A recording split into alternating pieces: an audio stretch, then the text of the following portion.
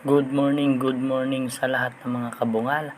At eto na naman ang ating vlog at ipapakita ko sa inyo kung ano yung aming ginagawa dito sa palengke at ang kwento natin ngayon ay kung ano ang buhay dito sa palengke. Ito yung aming malaking kapihan dito sa loob ng palengke na to ng Plaridel, at ito yung pinaka-poging macho na sigulay na naggugulay dito, ayan, sa katabi namin.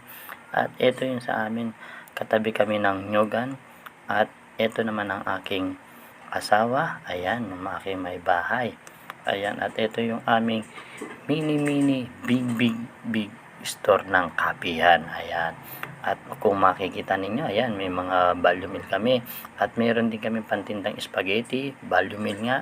Yung may pre-cook, yung aking ngayong ipinagmamalaki na pre-cook. At tayo ngayon ay bababa at ipapakita ko sa inyo yung laki at yung harap ng aming pwesto dito sa palengke. At ang pwesto na to ay dito sa likod, ayan. Kung makikita ninyo, meron kaming maliit na tarpaulin na may nakalagay na value meal at pre-cook.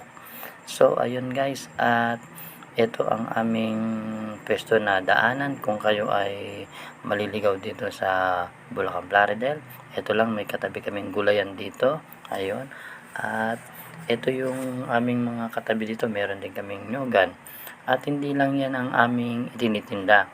Tulad ng sinabi ko, kapihan nga. Ang aming hanap buhay ay ganito. Ganito talaga ang buhay dito. Napakahirap din dito sa palengke. Ang ginagawa ko naman dito ay naglalako ako ng mga paninda dyan sa labas. Hawak ko yan ang buong Plaridel sa labas ng kalsada. So kami ay magtatakal para sa paninda. Ang uunahin ko naman dito yung mga kapihan, tapos itong mga spaghetti na to, tatakalan to sa isang styro, at ang bawat isang styro ay nagkakahalaga lamang sa 30 pesos. Kami ay may pwesto dito, pero ang ginagawa ko, ako ay naglalako, nag-iikot ako at humahanap ako ng mga suking mababait na nagugutom at bibili ng aming. Kapag maaga naman nagbubukas ang mga tindero natin sa palengke, syempre ang unang-unang bungad nila dyan ay kape. Yan ang kadalasan na o-order sa amin. So ang isang styro na kape naman dito sa amin ay nagkakahalagang 50 pesos. 15 pesos. Hindi po 50 ha, 15 pesos. So yan ang ginagawa ko rin. Lahat ng pagkain na tinitinda namin dito, ako ang nagde-deliver. Dinadala ko yan sa order dahil hindi pwede na mawalan ng bantay ang ating pwesto dahil mahirap na at baka maubos at mawala ang ating pwesto. Kaya kailangan ako ang magde-deliver. Ayan, at nilalagyan natin ng mainit na tubig dahil yun, napakainit-init ang ating tubig na nilalagay dyan. At siyempre, napakainit nga dahil napakainit talaga ng mga tindero na bumibili sa atin. Talagang masasabi mo talaga silang suki. Kaya dito, kailangan dito tiyagaan lang at kailangan lagi kang nagigising na maaga. Dahil kasi kapag tinanghali ka na dito sa palengke, naku, siguradong wala ka ng magiging benta dahil nga mga nakapagkape na yan sila. Kaya kailangan dito, habang hindi pa nagtitilaok ang manok, uunahan mo na kagad para sa'yo lahat bagsak ang mga gustong magkape. Ganyan. So, ayan, at natatapos na yung ating paghahalo at ako ay magde-deliver na muna dito sa ating mga suki na umorder sa atin. Talagang kailangan mabilis ka rin magpa-order dahil hindi ka pwede na kukupad-kupad ka dahil mauunahan ka ng iba dyan. Dito kasi ang laban dito talagang paunahan o pasipagan para yung mga customer hindi na aalis sa pwesto nila at sa'yo na lamang naghihintay ng order. Dahil kapag dumating na ang order at sigurado ng hawak na nila, sigurado iinom na sila. At take note hindi agad sila nagbabayad. Kailangan hihintayin mo pa kahit mag-8 or mag-7. Halimbawa, kumuha sila ng mga alas 3 ng madaling araw. So, kailangan abangan mo yan mga alas 7. Ganun yan. Kasi syempre, kailangan pa rin nila ng mga benta. Kaya ganun ang nangyayari. Mag-aabang ka ng 7 ang palugit mo bago ka maningil. Kailangan medyo maliwanag na at check na meron na silang benta niyan. Ayan na guys O, tignan nyo. I-deliver ko na Medyo talagang mainit ang mga kape na to at talagang maingat ako dahil konting sagi lang at siguradong tapon-tapon to. Kaya ako ay nag-aalalay at dahan-dahan lang ang ginagawa ko. Hindi pwedeng mabilis ka rito. At ito na yung dinideliveran ko na frozen meat dito sa loob ng palengke. At ayan, makikita nyo naman yan, ang mga tindera dito, mga batang-bata pa. At ayan ang may-ari, talagang batang-bata pa ang may-ari. At talagang masisipag at maasikaso ang kanilang team. Talagang napaka gaganda at napakaayos ng kanilang pesto rito, itong frozen meat na to, dahil napakabuti ng may-ari dito. At yan ang mga order ninyo. Ito na mga suki. Ayan, at makakapagkape na rin kayo ng maaga. Ito na nakalagay sa tray. Sino ang mag-aabot dito? Ayan, pakiabot. Ayun, at inabot na po ang ating mga kape na order nila. At maya-maya ko na lang babalikan kayo. Yan ang mga sinasabi ko. Dahil kapag hindi mo na sila nabalikan, sigurado uuwi ang kanila dahil bukas mo na ulit sila makikita. Ganyan dito ang labanan sa palengke. Yung buhay dito talagang medyo mahirap pero kailangan. Kasi dito wala ka ng boss, wala ka ng amo, ikaw ang didiskarte rito. Ayan at ang kanilang mga paninda. Ayan yan ang frozen napakasasarap naman ng mga tinda dito ng mga ating mga suki. Ayun, at tayo ay babalik na ulit. Ayan tatakbo tayo, masaya tayo, kailangan kasi lagi kang masaya sa iyong pagtitinda.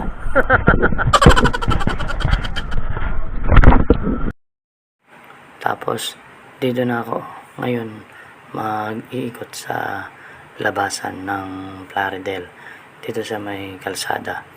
At pupuntahan natin yung ating mga suki na talagang bumibili at ito ay mga kababayan pa natin sa Calbayog, Tansingco.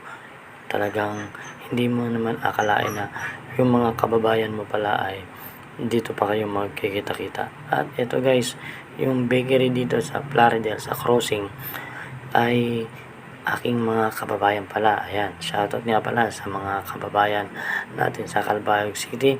At nandito na yung mga ating kababayan, mga waray. At eto, inaalok natin sila rito dahil sila yung mga nagmamasa ng Marby sa bakery. At lalabas yan maya-maya lamang. Ayun, ay tumayo na yung isang lalaki at tatawagin sila upang bumili ng aking pagkain na tinda na almusal na spaghetti. At yan ay bibili sila dahil alam nila na sila ay gutom kaya bibili sila. At abangan lang natin ng kaunti lang guys. Ayun, at lumabas na. Ayun, at bumili na ang ating nag-iisang bida. Ayan, si Kuya magmamasa ng pandesal. Ayan, at susundan pa ng isa. At sila po ay magiging 3 na kukuha ng ating styro ng spaghetti na nagkakahalaga sa 30 pesos. Yan po ang ating mga kababayan na taga Calbayog City. Ayan, at sila po ay magsa-shoutout. Shoutout daw po sa mga kamag-anak nila sa Samar. At ito ay mauubos agad dahil nga sa napakarami nilang kumuha. At ayun, at hanggang sa muli tayo guys At shoutout nga pala doon sa ating mga kababayan, yung mga kapamilya nila. At let's go. At tatahakin ulit natin ang kalsadang ito at aalokin naman natin yung nagtitinda ng sigarilyo vendor na babae. At tatawid tayo sa kalsada, malapit sa Minute Burger ang kanyang pwesto. Ayan, tumatawid tayo at hindi tayo nakatawid doon sa pedestrian. Medyo malayo tayo. Ayun, kitang-kita nyo naman. At ito nga, aalokin natin ito na bumili ng ating spaghetti. Ayun, si ate. Ayun, kita nyo naman yung cigarette vendor. Ayun, at sabi niya ay kumain raw siya. At nahuli tayo. Kaya lakad ulit tayo at doon naman tayo pupunta sa burger. Sa burgeran mismo. Yung Baga Burger, doon tayo. Tatawid tayo. Pero dadaan muna tayo ng 7-Eleven. Pagkatapos ng 7-Eleven, tatahak na tayo dun sa may burger. Aalokin natin yung babae doon na nag-iisa na madaling araw na ay hindi pa kumakain. Kaya bumubuti na lamang at tayo ay nandun at sigurado na siya ay bibili dahil siya ay nagugutom at hindi mo pwede tiisin ang gutom. Kaya kung ikaw ay may pera ay bumili ka na dito sa ating spaghetti. Talagang ikaw ay mag-enjoy at masasarapan sa luto ng spaghetti. At ito nga yung 7-Eleven. Diyan tayo. Ayan, nakita nyo naman sa likod ko, 7-Eleven. At walang bumili. At tatawid tayo dito. Yan. Mismong pedestrian ang tatawiran natin. Ayan.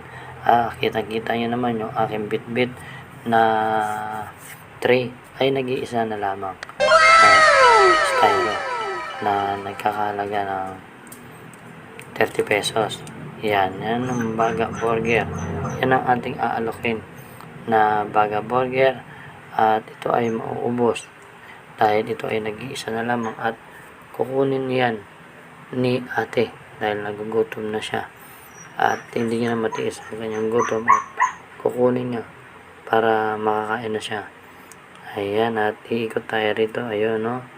Iaabot natin sa kanya yung Baga Burger. Ay, Baga Burger. Yung, spaghetti. Ayun, namali na tayo, ha? Namali na. Baga Burger na nagtitinda. Ayun. At, ayun, at nakuha na at sigurado ubos na. Ayun, taob ang ating tray. Ayun. At mahihain siya, ayaw magpa-shoutout.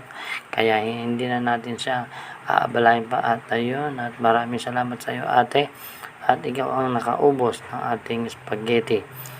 Tayo ay babalik na sa ating home base upang magbalok ulit ng ating mga paninda.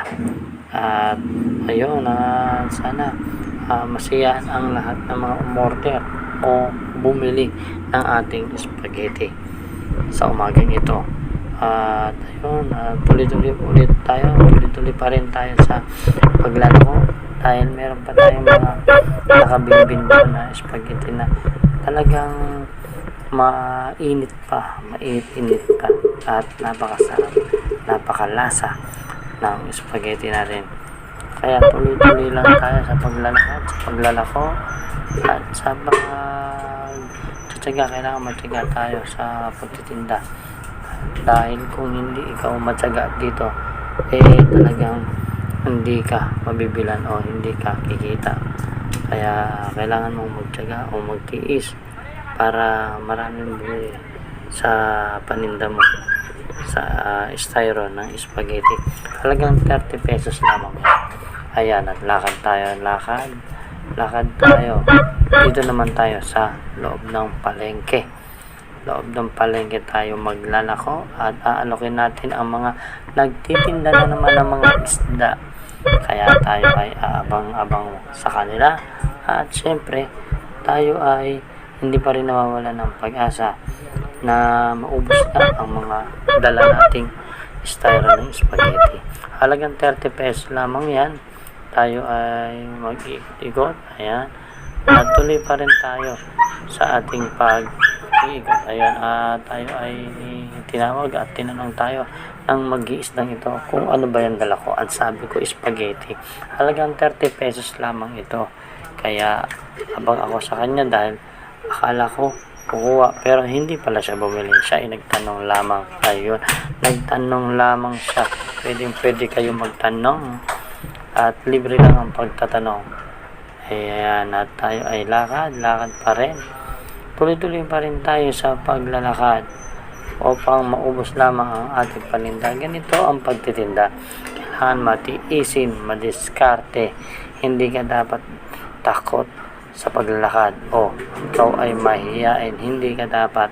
Kaya kailangan mong maging matapang at madiskarte upang ang mga paninda mo ay maubos at ikaw ay makauwi ng maayos at talagang uwi ka ng ikaw ay kikita sa pamamagitan ng pagtitinda ng spaghetti.